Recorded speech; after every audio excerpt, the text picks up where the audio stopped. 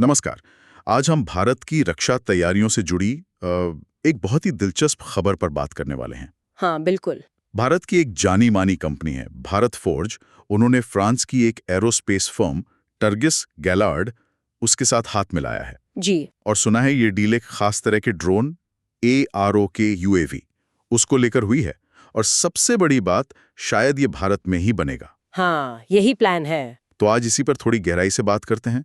ये साझेदारी, ये ARO के ड्रोन क्या है, इसकी खूबियां और भारत के लिए इसके क्या मायने हैं। ये समझौता पेरिस एयर शो में हुआ था, सही कह रहा हूं ना? बिल्कुल, पेरिस एयर शो में ही इस पर मोहर लगी। और देखिए, ये जो AROK UAV है, ये कोई मामूली ड्रोन नहीं है। अच्छा। ये मेल कैटेगरी का ड्रोन है, मतलब medium altitude long endurance. MALE. Okay. आसान भाषा में आसान भाषा में कहें तो? ये मध्यम ऊंचाई पर बहुत लंबे समय तक उड़ान भर सकता है। कितना लंबा? मैंने कुछ रिपोर्ट्स देखी थी, कह रहे थे कि इसकी उड़ान क्षमता काफी काफी प्रभावशाली है। प्रभावशाली शायद कम शब्द है। ये आप मानिए 24 घंटे से भी ज्यादा लगातार हवा में। अरे वाह, 24 घंटे से ज्यादा? हाँ, सोचिए बिना रुके एक दिन से ज्यादा निगरानी या ऑपरेशन करने की क्षमता। और इसमें जो सेंसर्स और रडार लगे हैं वो भी बहुत एडवांस्ड है, मतलब अगली पीढ़ी के। अच्छा। इनकी खासियत यह है कि ये ड्रोन को खतरे वाले इलाके से दूर रखते हुए भी एकदम साफ सटीक जानकारी जुटा सकते हैं। मौसम कैसा भी हो या दुश्मन जैमिंग की कोशिश करे, ये काम करते रहते हैं। 24 घंटे और इतने बढ़िया सेंसर। लेकिन ये सिर्फ सिर्फ निगरानी के लिए ही है या कुछ और भी है? नहीं नहीं, यही तो बात है। ये सिर्फ खुफिया नजर रखने वाला ड्रोन नहीं है। इसकी असली ताकत कुछ और है। वो क्या? AROK ये 1.5 टन यानी 1.5 टन से ज्यादा वजन उठा सकता है। 1.5 टन? हाँ, और इसमें हथियार भी शामिल है। वो भी प्रिसिजन गाइडेड हथियार, मतलब एकदम सटीक निशाना लगाने वाले। ओह, तो ये अटैक भी कर सकता है? बिल्कुल। इसका मतलब है कि ये दुश्मन के इलाके में काफी अंदर तक जा सकता है, उनके महत्वपूर्ण ठिकानों पर हमला कर सकता है, उनकी एयर डिफेंस को बेकार कर सकता है। तो ये जासूसी भी और हमला भी, दोनों काम? एकदम सही। ये आजकल जो मल्टी डोमेन ऑपरेशंस की बात होती है ना, हाँ हाँ। उसके लिए बेहतरीन है। मतलब जमीन, हवा, समंदर, साइबर, सब जगह तालमेल बिठाने में मदद करेगा। और बॉर्डर सिक्योरिटी के लिए तो है ही बहुत महत्वपूर्ण। और ये लगातार अपने कमांड सेंटर से जुड़ा रहता है, रियल टाइम में सारी जानकारी भेजता है।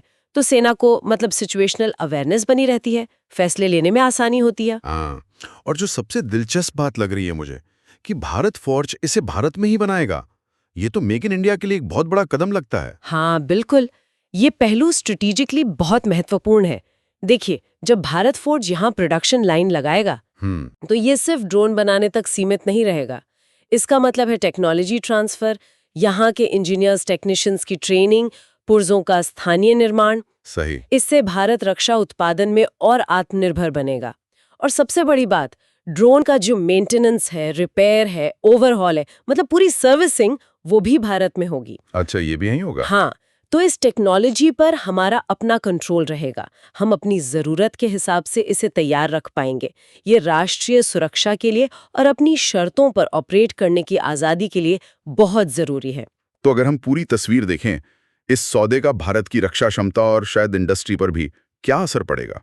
देखिए, बड़े पैमाने पर देखें तो ये साझेदारी भारत की जो निगरानी करने की और हमला करने की ताकत है, उसे कई गुना बढ़ा देगी। चाहे वो समंदर में कोई घुसपैठ हो हम्म, हम्म। या सीमाओं पर कोई गतिविधि हो, ये ड्रोन बहुत कारगर साबित होगा। भारत को अपनी संप्रभुता बनाए रखने में और मदद मिलेगी। और इंडस्ट्री के लिए? इंडस्ट्री के लिए तो एक बूस्टर डोज जैसा है। नई टेक्नोलॉजी आएगी, रोजगार के अवसर बढ़ेंगे। दूसरी भारतीय कंपनियों को भी प्रेरणा मिलेगी कि वो भी ऐसे हाईटेक प्रोजेक्ट्स में आगे आएं। हाँ, ये तो है। और इसका असर देखिए, बाजार पर भी दिखने लगा है। पिछले महीने भारत फोर्ज के शेयरों में जो थोड़ी बढ़ोतरी हुई थी, हाँ, मैंने पढ़ा था, करीब 3%। हाँ, लगभग उतनी ही। तो वो शायद इसी बढ़ते भरोसे का संकेत है कि कंपनी अब इस हाईटेक डिफेंस सेक्टर में भी मजबूती से कदम रख रही है। तो संक्षेप में कहें तो ये सौदा सिर्फ एक बढ़िया ड्रोन खरीदने का मामला नहीं है। ये भारत का अपनी तकनीक पर आधारित एक आधुनिक डिफेंस सिस्टम बनाने की दिशा में सोचा समझा रणनीतिक कदम है। सही कहा। इससे हमारी ऑपरेशनल क्षमता भी बढ़ेगी और एरोस्पेस टेक्नोलॉजी में आत्मनिर्भरता भी। बिल्कुल। और यहाँ एक सवाल मतलब सोचने पर मजबूर करता है क्या? कि जिस तरह आजकल युद्ध में बिना पायलट वाले सिस्टम यानी ड्रोन्स का रोल बढ़ता ही जा रहा है। हाँ, बिल्कुल। तो ऐसे में इस तरह के शक्तिशाली एडवांस ड्रोन्स का बड़े पैमाने पर भारत में ही बनना वो अगले 10 सालों में भारत की रक्षा रणनीति और यहाँ के पूरे टेक्नोलॉजी इकोसिस्टम को किस तरह से बदल सकता है, ये देखना बहुत दिलचस्प होगा।